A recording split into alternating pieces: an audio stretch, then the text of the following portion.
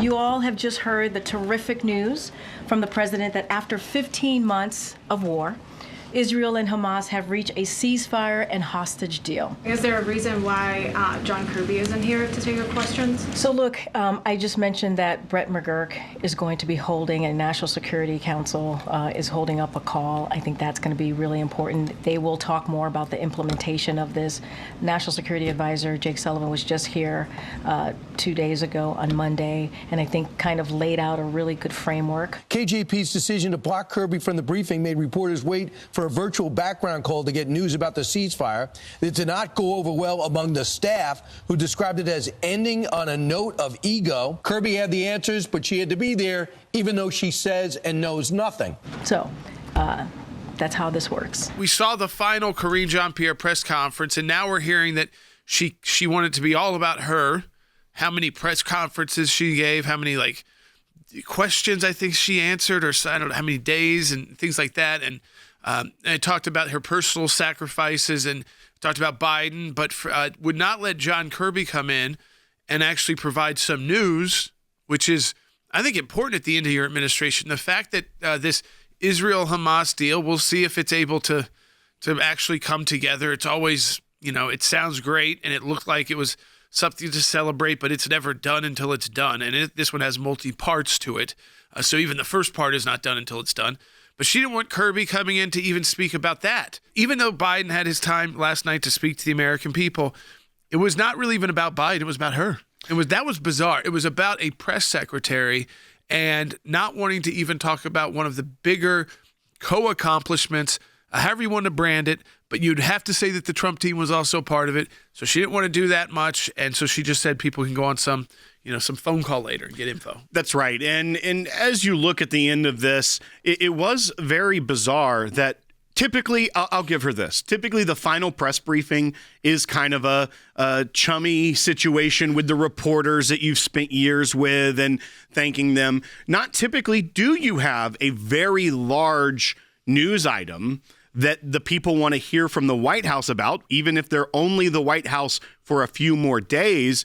And instead of having the normal people that would be there for that press briefing, people from the State Department, people like John Kirby, who is the spokesman for the National Security Council, she didn't have any of them. It was such a selfish press conference to say, even though there's something huge the American people need to know about, I'm not going to do my job on the last day. I'm just going to make this about me. Yeah, but I want to first ask you about the press conference yesterday at the White House. I mean, usually there's not something really big to talk about. I mean, so a lot of times this wouldn't even be covered so heavily outside of kind of the Washington media world of, everybody, back and forth and just kind of saying goodbye.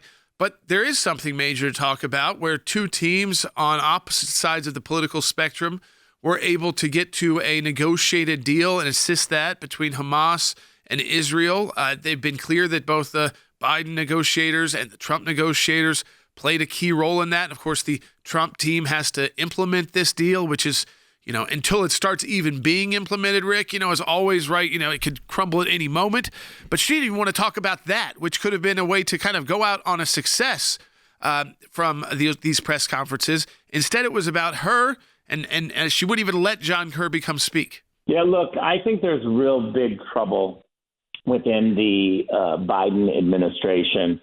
They don't like each other. She undercut the State Department spokesman. She acted like she didn't even know who it was. And then she said he speaks for himself. When he was speaking at the State Department podium, he complimented the Trump administration. She's barring Kirby from coming in. She thinks that she's successful in kind of creating enemies from within her team. But I can tell you that her reputation is taking a big hit. People will remember this later, and she's proven to be a disastrous spokesperson for a disastrous administration. But let me just say one other thing, Jordan. You and I have talked about this in the past, but the Trump team, we handed the Biden team peace around the world. Yeah. We literally handed them peace. They created multiple wars, one in the Middle East, one in Europe.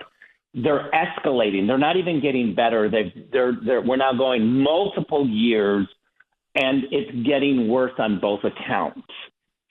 I get angry that we have to dig them out of this hole because there are no good options left. And so when we come up with a measure like a peace deal, that clearly Donald Trump is the reason for this peace deal, it is not a perfect deal, No.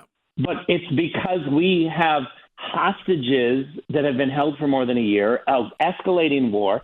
We are in a terrible situation because of the Biden team. We're in a hole. And so I get angry that there's critiquing of our ideas when the Biden team has put us into this hole. There are no good options left because of them.